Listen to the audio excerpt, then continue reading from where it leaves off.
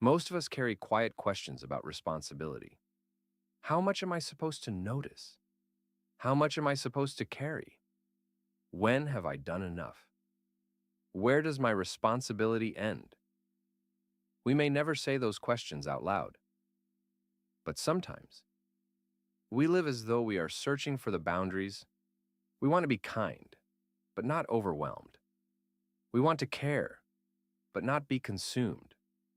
We want to love well, but we also know we have limits, and that is a real tension because there are real responsibilities to carry. There are limits to our time, our energy, and our capacity. We cannot stop for everything. We cannot meet every need. We cannot hold every burden. But sometimes the question is not only, where does my responsibility end? Sometimes the deeper question is, what kind of person am I becoming? In Luke 10, Jesus is asked a question, who is my neighbor? On the surface, it sounds simple, but underneath it is another question. Who qualifies? Who is close enough for me to love? Where can I draw the line? And instead of answering directly, Jesus tells a story. The story takes place on the road from Jerusalem to Jericho. To us, that may sound like a simple detail, but to the people listening to Jesus, it would have carried weight. It was a steep, difficult road through rough country, a place where travelers could be exposed, a place where danger would not have surprised anyone. So when Jesus described a man being attacked, stripped, beaten, and left wounded on the road, the shock was not that something terrible had happened there. The deeper surprise was, who would stop? A priest comes by, then a Levite. Both were people the listener might have expected to help. Both saw the wounded man. Both passed by. Then a Samaritan comes near. And for Jesus' original audience, that word would not have sounded warm or heroic. A Samaritan was an outsider, someone many would have viewed with suspicion, distance, or even hostility. But he is the one who stops. The story is simple, but it reaches deeply into the way we live. Because all three people saw the wounded man. The priest saw, the Levite saw, the Samaritan saw. The difference was never who noticed. The difference was who stopped.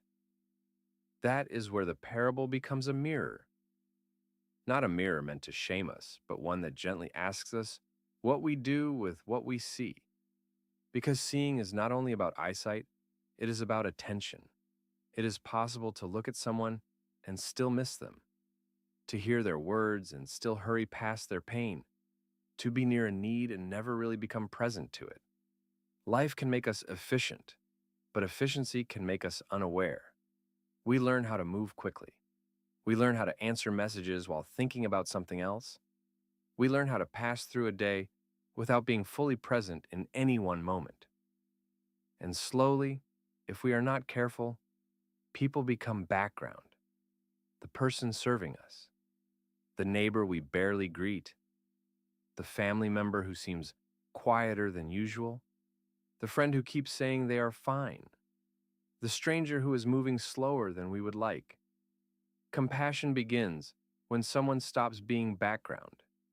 Every person we meet is carrying a story we cannot fully see. Compassion begins when we allow another person's pain, need, weariness, or loneliness to matter to us. Love rarely arrives on our schedule. It often comes while we are on the way to something else. The Samaritan was traveling too. He had somewhere to go. He had a plan for the day. He was not standing still, waiting for a meaningful moment. He was on the road. And on the road, compassion interrupted him.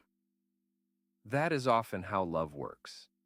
It asks for time when we feel rushed. It asks for attention when we feel distracted. It asks for presence when we would rather stay efficient. It asks us to slow down enough to notice the person in front of us. Not every interruption is an assignment from God. Wisdom matters. Boundaries matter. Rest matters. We are not called to carry every need as if we are the savior of the world. We are not.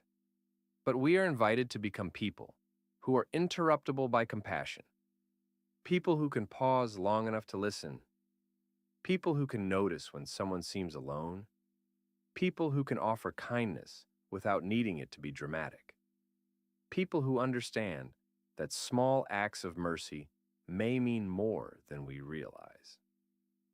We cannot help everyone, but we can notice someone.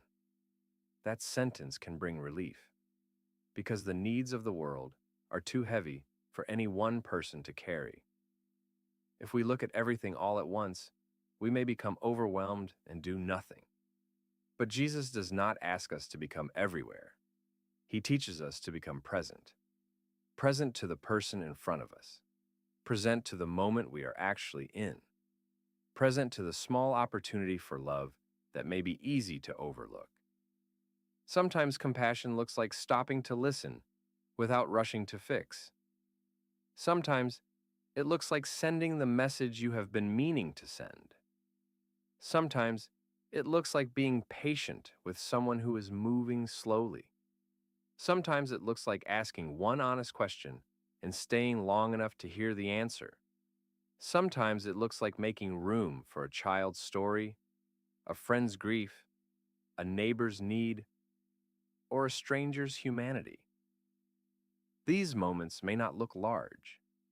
They may not feel impressive. They may not change everything, but they can still carry the love of God.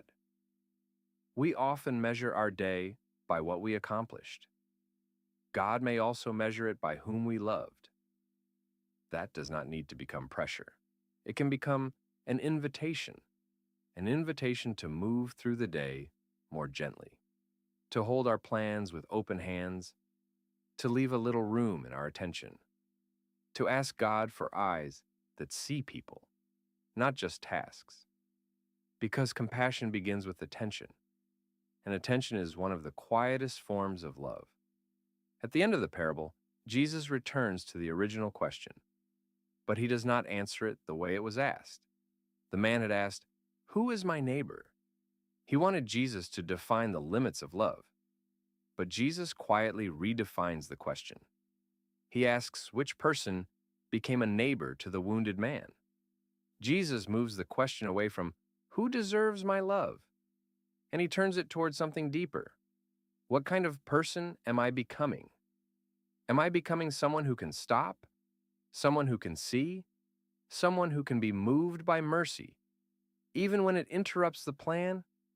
The question is no longer, "Who is my neighbor?" The question becomes, "Am I becoming a neighbor?" This week, perhaps the practice is simple. Before the day begins or before you step into a familiar routine, pray, "God, help me notice the person you place in front of me today. Not every person, not every problem, just the person you place in front of me. Help me slow down enough to see. Help me be present enough to care.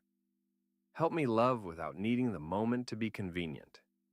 That kind of prayer may change the way we walk through an ordinary day. We may still have work to do. We may still have places to be. We may still have limits. But we may also begin to notice the quiet invitations hidden inside interruptions. The conversation we almost rushed. The kindness we almost withheld. The need we almost passed by. The person we almost treated as background. Perhaps the interruption is the invitation. Perhaps love is waiting in the moment we did not plan. Perhaps God is forming compassion in us, not only through great acts of service, but through small acts of attention.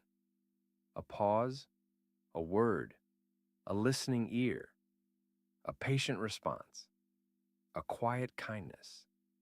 These things matter. And maybe the moments we remember most will not be the ones that went exactly according to plan. Maybe they will be the moments when we slowed down long enough to love.